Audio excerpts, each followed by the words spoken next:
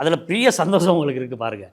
ஏன்னா உங்களுக்கு இருந்த ஒரு பிரச்சனை முடிவுக்கு வருது. இது ஒரு பெரிய ப்ளஸ் பாயிண்ட். இத்தனை மைனஸுகள் இருந்தாலும் உங்களுக்கு வருட ஆரம்பம் வந்து ரொம்ப சிறப்பாக இருக்குது. தமிழ் வருடத்தினுடைய பலன் தான் எப்பொழுதுமே வரவு செலவை நிர்ணயிக்கிறது.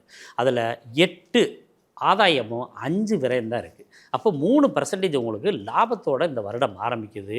அதனால் நீங்கள் எடுத்துக்கொண்ட முயற்சிகள் அனைத்தையுமே நீங்கள் சிறப்பாக செய்யலாம். ஒரு முக்கியமான விஷயம் பார்த்துக்கிங்க, 12ல் தான் துரியோதனனுடைய மகுடம் இழந்தார்.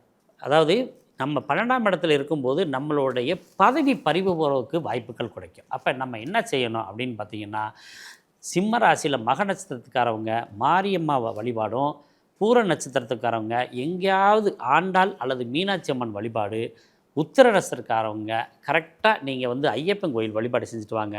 இந்த பிரச்சனையிலேருந்து விடுபட்டு நல்லதொரு அமோகமான ஆண்டாகவும், உங்கள் தந்தை வழியாக இருக்கக்கூடிய வீடு, நீங்கள் எதிர்பார்த்துக்கிட்டு இருக்க இந்த வீடு இப்போ கிடைக்கக்கூடிய ஆண்டாகவும், வீடு கட்டக்கூடிய ஆண்டாகவும் இந்த வருஷம் உங்களுக்கு அமைஞ்சிருக்கு.